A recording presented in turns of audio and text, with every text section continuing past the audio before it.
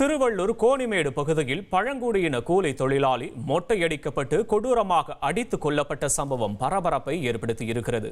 கூடுதல் விவரங்களை செய்தியாளர் பாஸ்கர் வழங்க கேட்போம். பாஸ்கர், வணக்கம். இந்த கொலை குறித்த விவரங்கள். திருவள்ளூர் மாவட்டம் செங்குன்றம் அடுத்த காட்டுநாயக்கன் நகர் பகுதியை சேர்ந்த பழங்குடியின கூலி தொழிலாளி மணிமாறன், இவருக்கு 26 வயது ஆகிறது. இது சாலைகளில் உள்ள பழைய பொருட்களை சேகரித்து அவற்றை கடையில் விட்டு பிழைப்பு நடத்தி வந்தால், கோணிமேடு பகுதியில் அமைந்துள்ள தனியார் பிளாஸ்டிக் தொழிற்சாலையில் நேற்று பழைய பொருட்களை சேகரிக்க கூலி தொழிலாளி மணிமாறன் திருடுவதற்காக சென்றதாக கூறப்படுகிறது.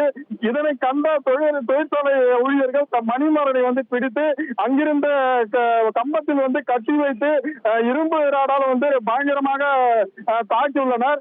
மணிமாறன் நள்ளிரவு வரை வீட்டிற்கு வராததால் உறவினர்கள் அவரை பல இடங்களில் தேடி வந்துள்ளனர். அப்போது தொழிற்சாலையில் திருட வந்ததாக மணிமாறன் கட்டி வைத்துள்ளது தெரிய வந்தது. தொழிற்சாலைக்கு சென்று கேட்டுள்ளனர். 6 லட்சம் ரூபாய் வரை ஏற்கனவே தொழிற்சாலையில் திருடு போய் உள்ளதாகவும், அந்த பணத்தை கொடுத்தால் விட்டுவிடுவதாக தொழிற்சாலை சார்பில் பொதுமக்களிடம் கூறியதாக தெரிகிறது. இந்த நிலையில் இன்று காலை எல்லையம்மன்பேட்டை கிராமத்தில் கால்வாயில் மணிமாறன் தலை மொட்டை அடித்தபடி காயங்களுடன் சடலமாக கிடந்துள்ளார். இது குறித்து தகவல் அறிந்த செங்குன்றம் காவல்துறையினர் மணிமாறன் சடலத்தை கைப்பற்றி உடற்கூறு ஆய்வுக்காக சென்னை சாமி அரசு மருத்துவமனைக்கு அனுப்பி வைத்தனர்.